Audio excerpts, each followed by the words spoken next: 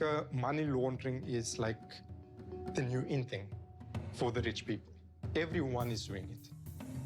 It's just who can hide it the best way. So Mohammed met with the Guptas. The introduction was made by Tindana Mbetse.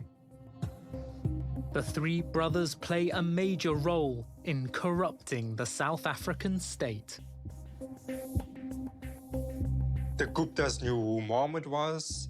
They knew he was capable as a money launderer. It's just now Tindana brokering the deal. The Guptas are closely linked to President Jacob Zuma. A celebration for one of the country's most politically connected families, the Guptas. Government ministers attend a 4-day wedding for the daughter of one of the brothers. Guests from India had arrived at a South African military airbase. A lot of people saying that the plane was allowed to land there because of your connections to President Jacob Zuma?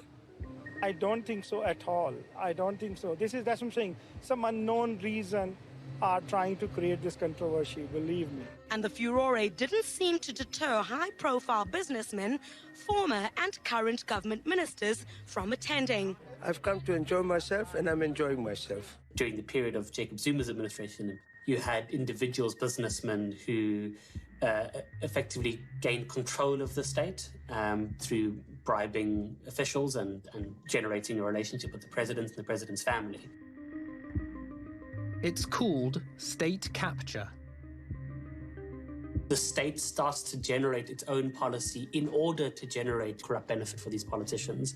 So you have all these decisions being made about how to spend taxpayers' money, which has nothing to do with the value it generates for the taxpayer, but only for the value it's going to generate for the criminal enterprise.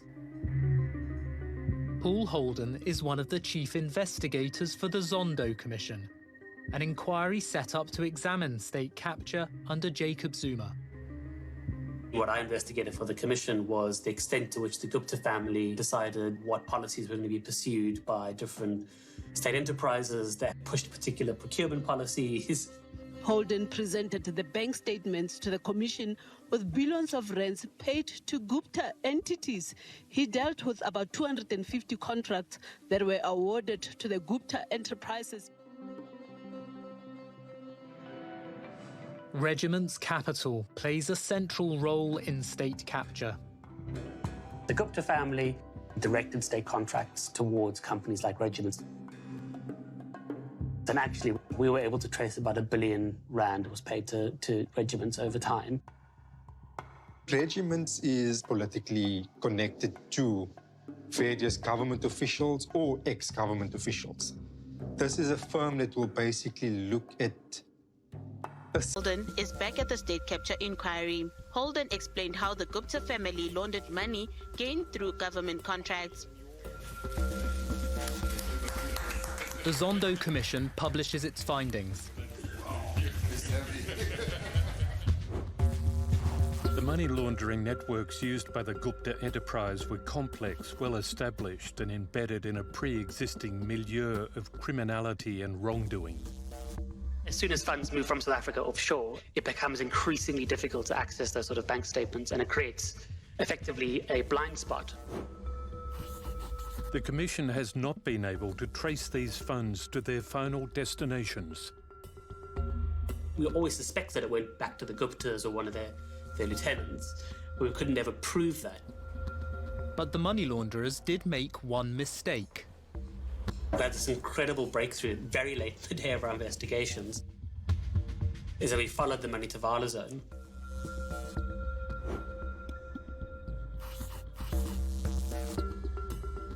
Vala Zone is a South African company that pays Griffin Line trading in Dubai, almost $250,000. The direct payments are spotted by investigators. In Griffin Line trading, we know 100% is controlled by the Guptas. This is the first payment we see going through this network. You know, all the state capture money stolen from the state going through this network and actually exiting to a known Gupta account. The Commission identifies Vala Zone's director. But Bakari is just a nominee. a front for the real owner of the company. The Zondo Commission also names another company used as a buffer to confuse banking regulators. Valazone was paid state capture funds via an entity called Zokubite. Valazone and Zokubite were really key to our investigation of the Guptas because they were some of the only links we saw going direct from the local money laundering network directly to the Guptas. And that was a huge break for us. It was like the gold dust find. This proves that this is the network that they are definitely using, and it is going to benefit the Guptas. The Zondo Commission did not discover who was behind these companies.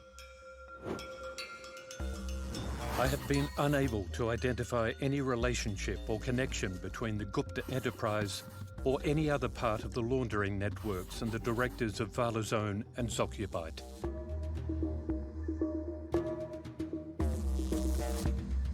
The I-Unit's cache of documents features both Valazone and Zokubite. They reveal that Valazone receives funds from a Zokubite account controlled by M. Khan. Valazone is the company making direct payments to the Guptas. That payment was done by Mohammed. With him being so paranoid, it was like only he and the individuals themselves would know. Mohammed facilitated the payments through the Guptas and done the payments out for them. The documents include the company's bank statements, invoices, and the ID of Valazone's director. But the true boss of Valazone and Zokubite is Mo Dollars, whose money trail leads to the Guptas. That proves our working theory that the Guptas were using pre-existing money laundering entity. Definitely the Guptas were using a network run by this Muhammad Khan person, this Mo Dollars person, which I find, incredibly intriguing. State capture has been a key contributor to a lot of the funds that was laundered out of the country by Mohammed. Either piggybacking off existing accounts under other clients' names or going through Mohammed and Sohail's own companies, fictitious companies that they've set up themselves. Let them pay, and you pay, and you pay, and you pay, and you pay, and you pay, and you pay, and you this up, and you think, this is just so much money. Why am I paying this much money?